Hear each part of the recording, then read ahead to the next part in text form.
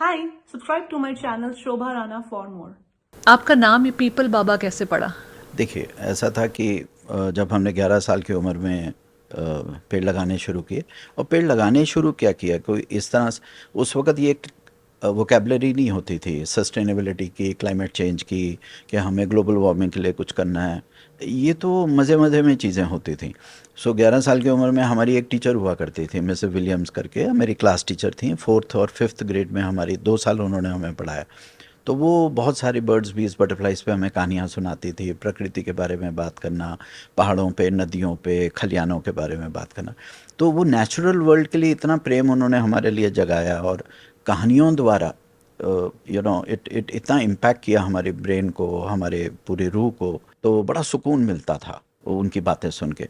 तो उन्होंने एक दिन एक बात कही, बहुत प्यारी बात कही। 1977 की बात है, जनवरी का महीना था।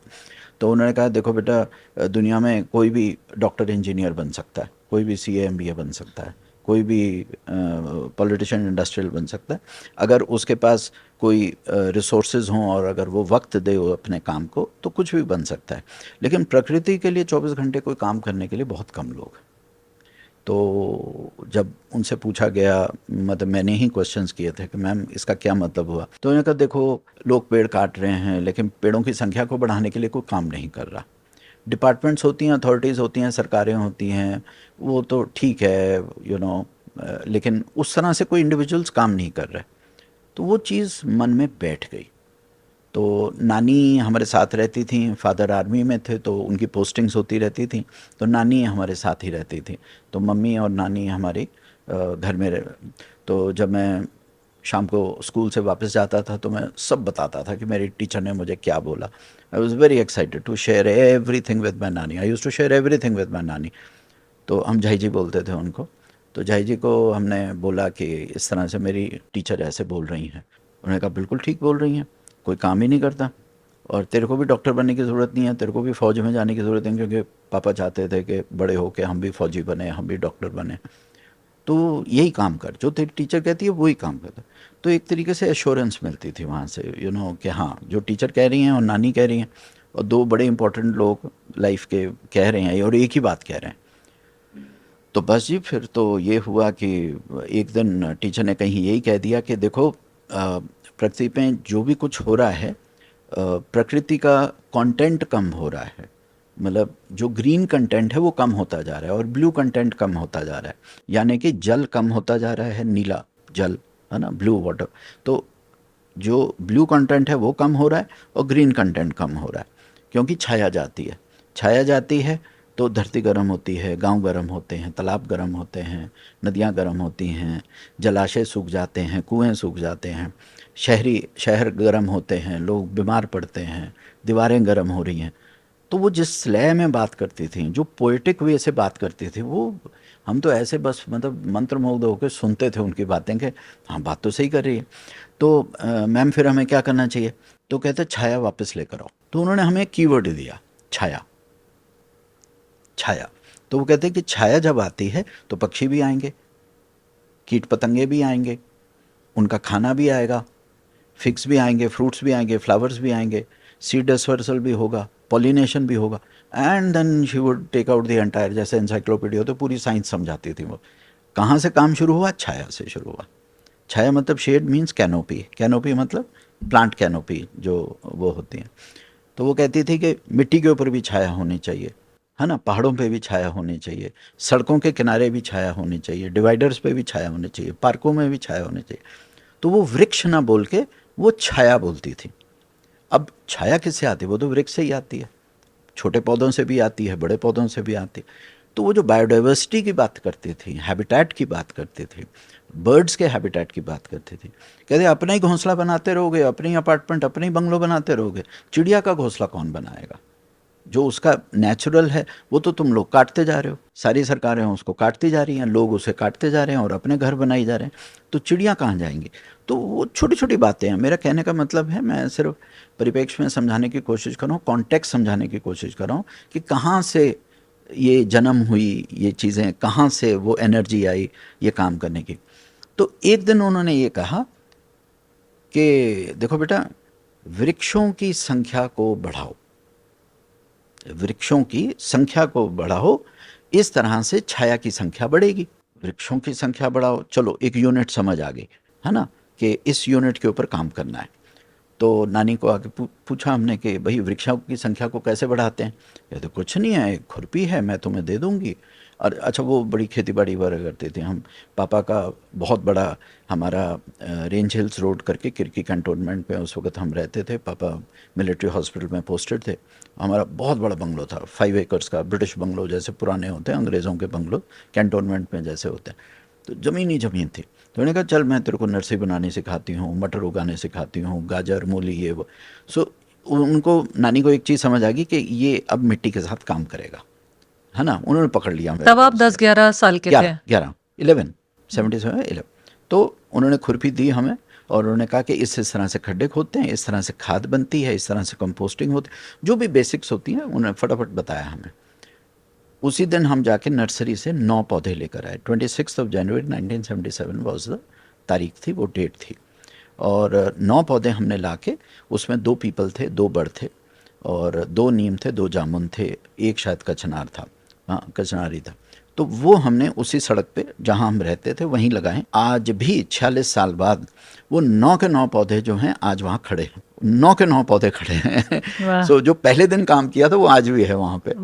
और पहला मेरे को, पहले तो ये भी नहीं पता था लगा क्या रहे हैं। तो हमने सोचा हमने पीपल लगाया, लेकिन लगाया बड़ था। तो सबसे पहला मेरा हाथ से जो पौधा लगा था वो बड़ का बैनियन ट्री था। आज बहुत बड़ा वृक्ष है वो, रेंज हिल्स रोड पे आज भी है वो वहाँ पे। एनीवे, तो जैसे जैसे डेली फिर कुछ पौधे खरीद के लाते थे, सैपलिंग्स खरीद के लाते थे नर्सरी से। और क्या, ये खरीदने वाला काम तो बड़ा गड़बड़ था, क्योंकि उसमें तो पैसे जा रहे थे और उस वक्त पॉकेट मनी होती नहीं थी, मम्मी उतने पैसे देते नहीं थे, नानी के पास भी कम पैसे होते थे। तो उन्होंने कहा कि कहाँ बेटा, कहाँ तुम जाके नर्सरियों से खरीदोगे, हम अपनी खेती करते हैं इसकी, सैपलिंग्स की, हम अपनी नर्सरी बनाएंगे। अब इमीडिएट क्या था, तो उन्होंने कहा अच्छा, फिर 2 चीज़ें हुई। एक तो वो कि जो सैपलिंग फ्री में मिले, दूसरी चीज़ ये थी वो वाला पौधा चुनो जो दुनिया में कोई और ना लगा रहा हो। तो जब थोड़ा सा 2-3 दिन इधर उधर पता किया, नर्सरी वाले से भी पता किया, मालियों से पता किया, वहाँ आसपास बात करी, तो कहते पीपल का एक ऐसा वृक्ष है जो कोई लगाता नहीं है। क्यों? उस पर भूत रहता है, हाँ, उस पे चुड़ैल है, हमारी उसमें कहानियां जो यक्ष बचपन से हैं। हमने सुनी है वो ना? ऐसी हैं कि बचपन पीपल के से पास हुआ। मत जाओ, पीपल हाँ, के पास चक्कर नहीं काटना चाहिए, काटना नहीं चाहिए, उस पे धागा बंधा हो तो ये हो जाता ये है, हो जाएगा, वो हो जाएगा।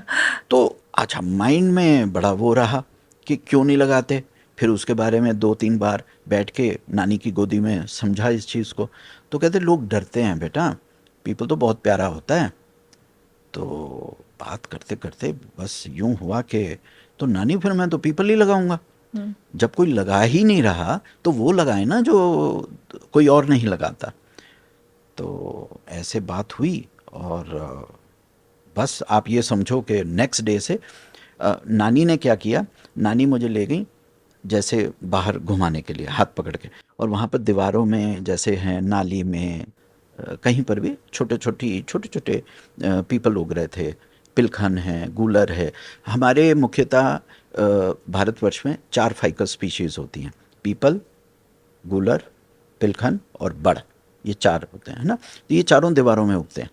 और जो ह्यूमन जो बर्ड्स एक्सक्रीटा होता है वो ड्रॉपिंग्स होती है, उसमें से वो बीज बन जाते हैं और वो ग्रोथ होती है। तो उसकी टैप रूट कैसे निकालनी है, तो वो एक आर्ट था।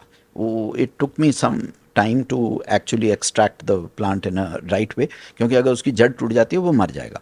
तो जड़ कैसे निकालेंगे, फिर उसको पन्नी में कैसे डालना है, उसको खाद मिट्टी का, फिर उसका पोषण कैसे करना है, उसमें पानी कितना डालना है, कितने, उसको 3 महीने 4 महीने तक उसको लगा के रखना है। एंड देन इट्स फिर अपनी तैयारी हो गई, अपनी ही नर्सरी तैयारी हो गई।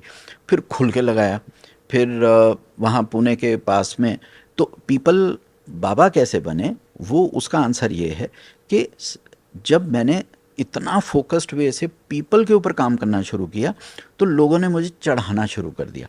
एक्चुअली नानी पीपल बाबा किसको बोलती थी, पीपल वृक्ष को बोलती थी। तो वो कहती थी ये महाराज वृक्ष है, ये राजा वृक्ष है, ये प्रधान वृक्ष है। बॉटनी में इसको कीस्टोन स्पीसीज बोलते हैं, जिसके कारण दूसरे स्पीसीज नरिश होती हैं, कीस्टोन स्पीशीज बॉटनी में बोलते हैं। तो वो कहती थी ये पीपल महाराज है, तो पीपल पेड़ नहीं बोलती थी वो कभी।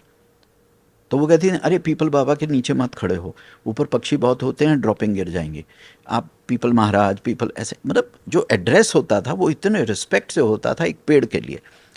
तो जब हमने ऐसे किया, और मेरे साथ जितने मेरे दोस्त वगैरह, जो हमारी साइकिलिंग टीम थी, फुटबॉल टीम थी, उस वक्त स्कूल में जब पढ़ते थे, तो वो लोग मेरे साथ आया करते थे और पानी डालते थे और खाद वाद डालना, क्योंकि पौधा लगाना, पीपल स्पेशली लगाना बहुत आसान है, आप खड्डा खोदिए और उसको प्लेस कर दीजिए।